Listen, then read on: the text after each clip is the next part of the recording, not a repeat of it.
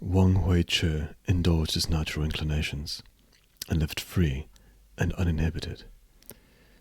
Giving up his official post, he returned east to live in Shan-yin. While he was living there, one night there was a heavy fall of snow. Waking from sleep, he opened the panels of his room and, ordering wine, drank to the shining whiteness all about him. Then he got up and started to pace back and forth, humming Tso Ssu's poem, Summons to a Retired Gentleman. The poem survives, and its opening lines go thus. With staff in hand, I go to summon the retired gentleman. Where weed-grown paths connect the past and present. In the cliffside caves are no man-made structures, but among the hills there sounds a singing zither. White snow lingers on the shaded ridge. Vermilion blooms gleam in the sunlit grove. So having hummed this poem, he is suddenly reminded of his friend Tai K'uei, who was living at the time in Shan, to the south of Shan-yin. On the spur of the moment, Wang set out by night on a small boat to visit him. The whole night had passed when he finally arrived. He walked over to Tai's gate. He raises his hand to knock.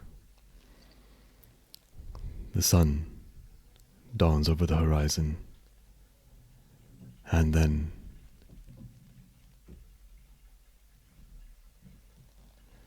he stops, turns around, and travels all the way back to Shan-yin.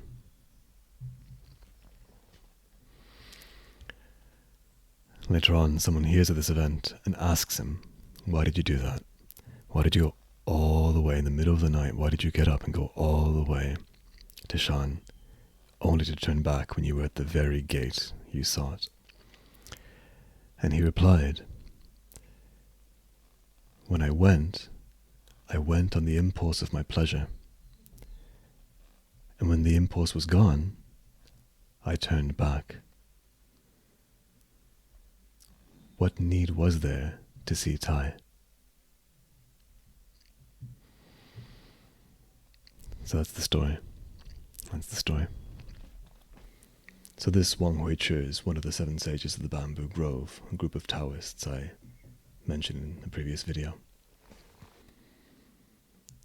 So this story exemplifies a archetypally Taoist life trajectory, namely cutting a zigzag path through life. In the academic literature, Paul D'Ambrosio is good on this. He has articles writing on this topic.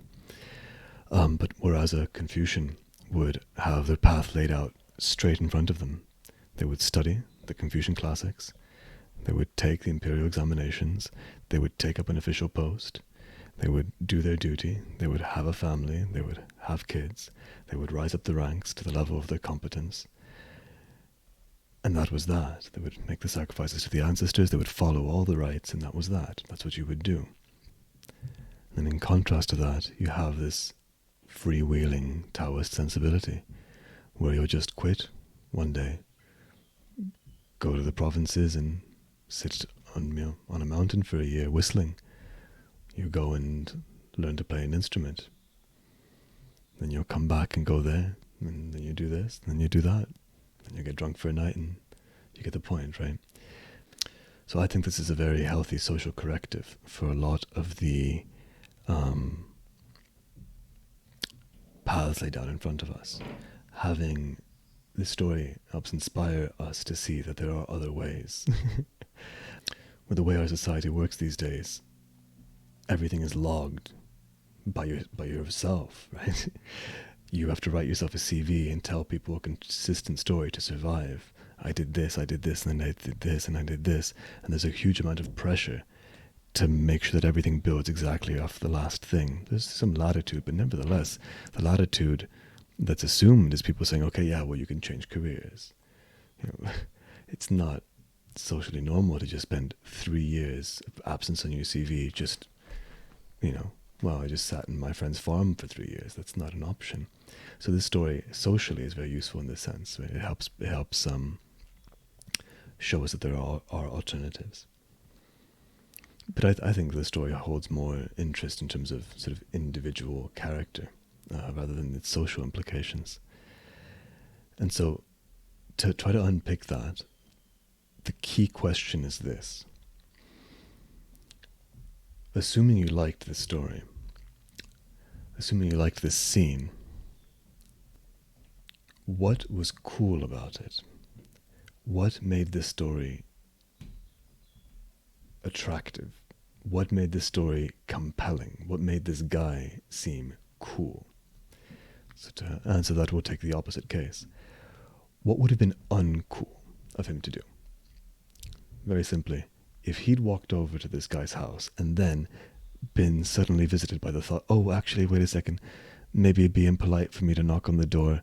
Oh, we actually haven't spoken in a few years. What if he doesn't remember me? Oh, on second thought, I'm going to go home. Would that be cool? No. Would it be cool if, he walks over to the guy's gate and then sees a sign, for the local McDonald's, and then gets distracted by that and goes to buy a Big Mac? No. Right? That would be uncool. The power of the story relies on the fact that when he follows his impulses, he's following something really deep and really true. In the Chuangzi, in the first passage of chapter 6, there's a phrase which goes, Qi qi yu shen zhi, qi tian ji qian, which Graham translates as, where desires and cravings are deep, the impulse which comes from heaven is shallow. Right?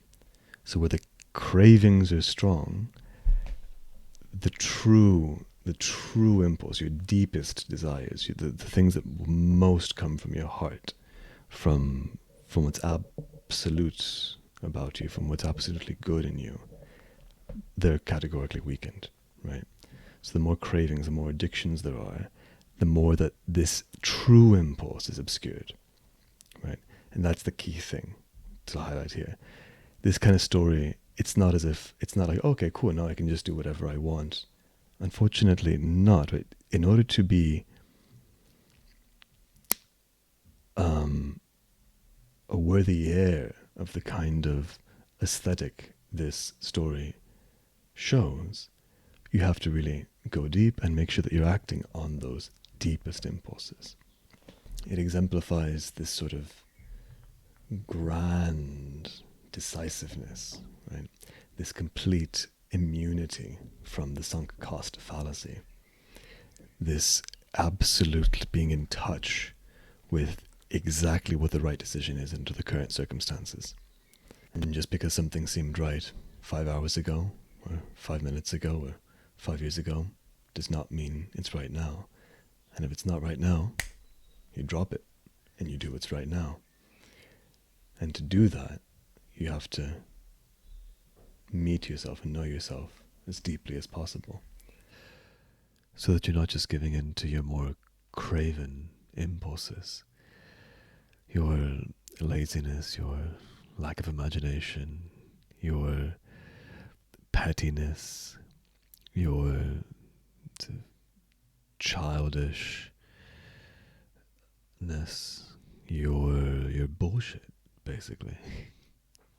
By contrast, we have the story of the fox from Aesop's Fables, the fox with the sour grapes. Fox wants some grapes, jumps up, tries to get it, can't get it, and then says, I bet the grapes are sour anyway.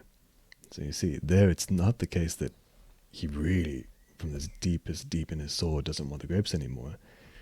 He's lying to himself, right? At the sight of difficulty, he gives up and turns the other way. And that's precisely what the story's not about.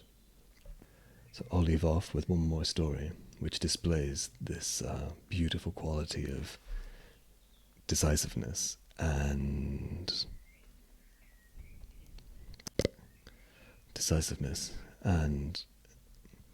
existential precision. Here goes. When Wang Hui-chih was traveling by boat, he met Huan Yi traveling by land along the bank. Wang Hui-chih had heard of Huan Yi's fame as a flute player, but he was not acquainted with him. When someone told him that the man traveling on the bank was Huan Yi, he sent a messenger to ask him to play the flute. Huan Yi had also heard of the fame of Wang Hui-chih, so he descended from his carriage, sat on a chair, and played the flute 3 times. After that, he ascended his carriage once again and went away. The 2 men did not exchange even a single word.